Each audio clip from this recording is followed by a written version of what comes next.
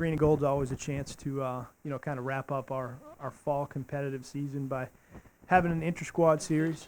This year we tried to stretch it out over the course of a couple weeks to provide a few more competitive opportunities. I thought that worked out pretty well. I think the games for the most part were competitive. I thought the teams were fairly evenly matched, but the Green squad was able to get a couple big hits in the middle of the games, and was able to take the series 3-1. Yeah, the Green team was really timely with their hitting, and I think obviously Charles being the MVP was a pretty good indicator of that. There were some guys on the Gold squad that had better overall statistical numbers, Hall and Kyle Wright, some of those guys. But Charles had some big hits, drove in some runs, was able to drive in some runs and end up being the margin of victory. So he's had a knack for getting some big hits here in the year and the fall he's been with us. So it was good to see him come up with those. We'll need him again in the spring for sure.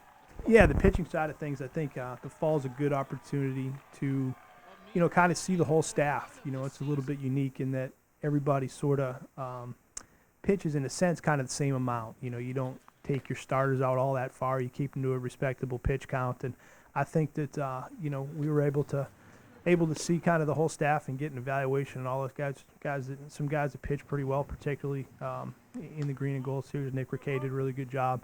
There were guys all over the staff that showed signs of hopefully us having some pretty solid pitching depth heading into the spring.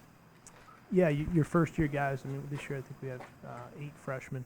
Those guys were able to come in and kind of get acclimated, and the goal for them is to get better as the fall progresses. And I think for the most part they did a pretty good job of that. Some of those guys were big factors in the Green and Gold series. Patrick Ryan did a good job.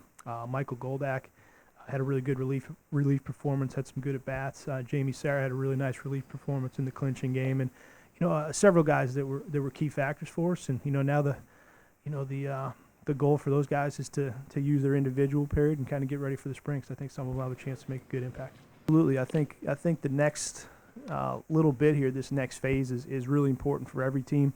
Obviously this year's edition, certainly included in that. I think the focus shifts a little bit. You kind of step away from the team phase and you go into individual work. Now from a positional standpoint, we've had a decent sample size in our hitters. We've been able to get an idea for what they're good at, what they need to work on, and now is our chance to kind of attack the swing development piece, kind of get them up to speed on all that, continue our defensive skill work.